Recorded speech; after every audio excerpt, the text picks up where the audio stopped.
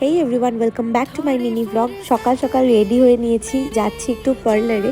নিজের কাজ নিয়ে এতটাই ব্যস্ত হয়ে গেছি যে নিজেকে একদমই সময় দিতে পারছি না, তাই ভেবেছি একটা দিন নিজের জন্য রাখবো। তো ঝটপট করে রেডি হয়ে নিচে গিয়ে দেখলাম বুবুদা এসেছিলো বাবির সাথে দেখা করতে। আর সকালবেলা ব্রেকফাস্ট খেয়েছিলাম ডিম টোস্ট আর চা।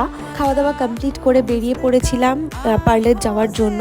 আর এখানে পৌঁছে না বেশ অনেকক্ষণ ওয়েট করতে হয়েছিল, যদিও আমার আগে থেকেই বুকিং করা ছিল, তবুও এখানে এসে প্রায় ঘন্টাখানিক ওয়েট করার পর আমার ট্রিটমেন্টটা স্টার্ট হয়।